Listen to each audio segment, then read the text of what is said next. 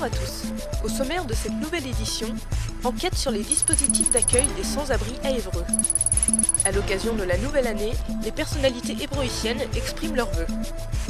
L'association Slavianoshka basée à Évreux fait son Noël orthodoxe.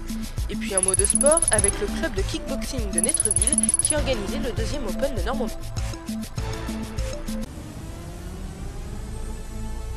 Y a-t-il des SDF qui dorment dehors à Évreux? C'est la question que se sont posés les membres de l'association des Jeunes de la Madeleine avant d'effectuer au mois de décembre une tournée dans les rues du centre-ville. Il y a des SDF au centre-ville, mais il n'y en a pas qui dorment dehors.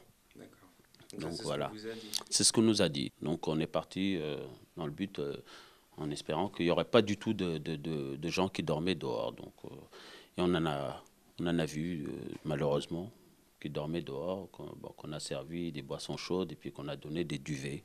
La JM a donc bel et bien rencontré des personnes qui dorment dans les rues d'Évreux. Voyons ce qu'en pense la municipalité. Non, de leur propre fait, oui. Pas du fait de la municipalité, ni du conseil général, ni de l'État. Toute personne peut être hébergée sur Évreux. Nous avons un hôtel social, nous avons autre chose. Non, ça c'est. Alors après, la misère s'installe de plus en plus, surpopulation dans les autres, les personnes immigrées et autres qui n'arrivent pas à trouver de logement. Mais nous sommes en train d'inverser les choses pour la construction de logements.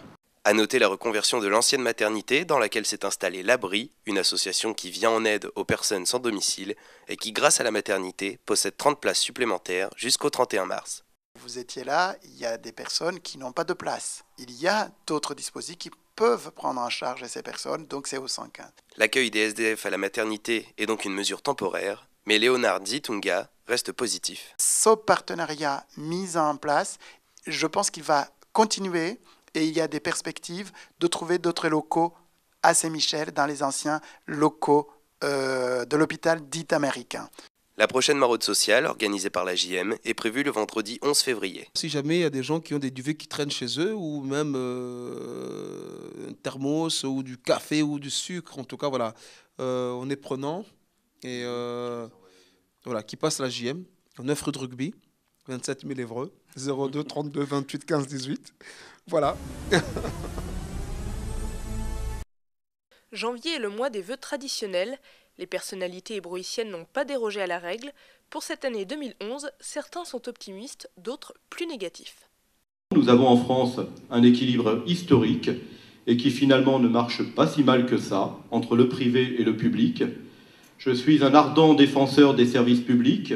Ils ont donné à la France une armature exceptionnelle. Dans cette période de tourment économique, on voit bien les bénéfices d'un service public performant et la force des fonctionnaires tout entiers tournés vers l'intérêt général. Je suis consterné de voir dans quelle situation se trouve Évreux actuellement. Donc, mes vœux pour Évreux, c'est des vœux d'aspiration à un meilleur développement, à une meilleure stratégie, et c'est des vœux qui sont tournés vers l'économie, vers l'emploi, vers le logement, vers la sécurité. Les chefs d'entreprise, et ce n'est pas une critique, sont attentistes par rapport à la situation nationale, voire mondiale. L'État en 2011, comme en 2010, sera présent aux côtés des entreprises en difficulté. Saurons-nous donner un nouveau souffle à notre modèle économique et social? Saurons-nous préserver ces équilibres qui ont fait notre singularité? Ou nous fondrons-nous, nous dissoudrons-nous dans un univers plus précaire, plus incertain? Ce sont des enjeux lourds.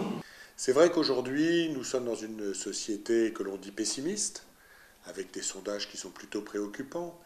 Moi, je crois que si on travaille ensemble, on peut réussir. Et un des vœux que je formulerai pour 2011, c'est d'apprendre ou de réapprendre à travailler ensemble. La crise nous a montré qu'on ne pouvait s'en sortir que si on s'épaulait les uns les autres.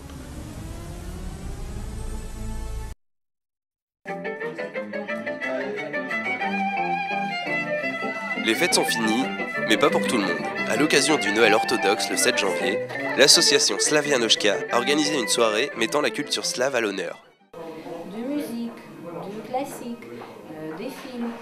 C'est ça tout ce qu'on voulait vous montrer. Et ce n'est pas que la culture russe, mais culture slave en général, parce qu'on parle de toute l'Union soviétique. Je ne voulais pas dire que notre association, ce côté communiste, quelque chose, non, c'est rien à voir la politique, on ne touche pas à la politique, mais on fait beaucoup de discussions. La culture slave, c'est aussi la gastronomie et la musique traditionnelle.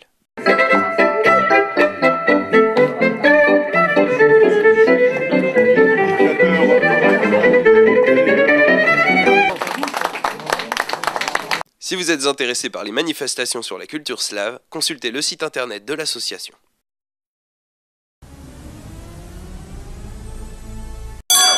Le club Évreux Kickboxing de Nétreville organisait le 15 janvier le 2e Open de Normandie.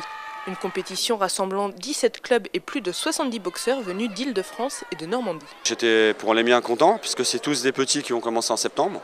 Donc on a eu des bons résultats et des jeunes qui n'ont pas forcément gagné, mais qui ont fait des bonnes prestations, et c'est ça l'important. C'est que les jeunes prennent du plaisir, qui sortent du ring en bonne santé et qui prennent du plaisir à boxer. On a à l'heure actuelle plus d'une quarantaine de jeunes, de 7 ans jusqu'à 16 ans. Et on a beaucoup travaillé sur ces créneaux-là pour justement former une petite relève et puis faire de l'Évreux Kickboxing un gros club. Était présent également le champion du monde, champion d'Europe et champion de France dans plusieurs disciplines, Kamel Chouaref. Moi j'ai toujours été adapté et surtout je m'adaptais toujours à toutes les disciplines parce que les titres étaient importants. Et puis voilà, maintenant après, j'ai pas de boxe préférée parce qu'en fait c'est quand même des techniques de pied et des techniques de poing qui sont plus ou moins différentes. Et voilà, c'est tout. Je pense que c'est quelque chose de... ce qui est important pour moi, c'était toujours la gloire. C'était gagner, c'était ça qui est important pour moi. Après les plus jeunes, la deuxième partie de l'Open a vu s'affronter des boxeurs semi-professionnels, des combats plus musclés, notamment celui de l'ébrouissien Madické Camara en short blanc, revenant sur sa victoire avec son entraîneur Gilles Lodz. J'étais satisfait, il y avait une belle opposition en face, c'était un bon boxeur. Je savais que ça allait pas être facile. Je pense que Madické a un petit peu souffert par moment, mais il a bien géré. Je lui ai dit surtout de faire très attention parce qu'il y avait le danger à n'importe quel moment du combat. Monsieur Madické!